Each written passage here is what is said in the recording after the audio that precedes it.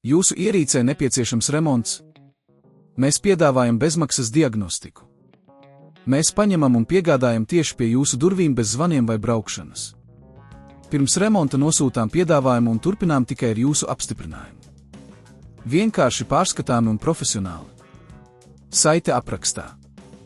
Lai nomainītu HP 15 FD0018 nesklēpju datoru akumulātoru, jums būs nepieciešami daži instrumenti un nedaudz pacietības.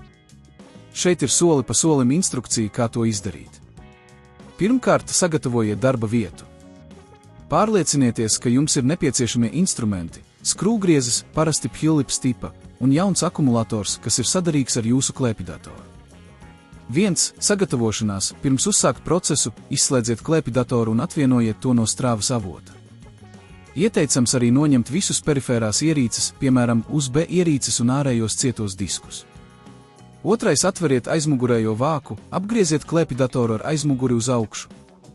Izmantojiet skrūvgriezi, lai noņemtu visus skrūves, kas tur aizmugurējo vāku vietā. Parasti ir 3-5 skrūves atkarībā no modeļa.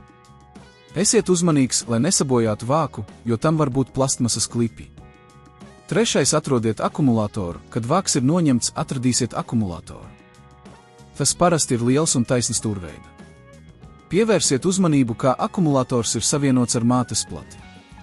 4. Noņemiet veco akumulātoru. Akumulatoram parasti būs 2 vai vairāki savienotāji. Rūpīgi atvienojiet savienotājus, izmantojot pirkstus vai mazu skrūvgriezi, lai palīdzētu to atvienot.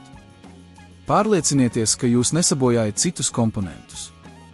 Kad savienotāji ir atvienoti, uzmanīgi paceliet akumulātoru no vietas. 5. Uzstādiet jauno akumulātoru. Paņemiet jauno akumulātoru un novietojiet to vietā, kur bija vecais.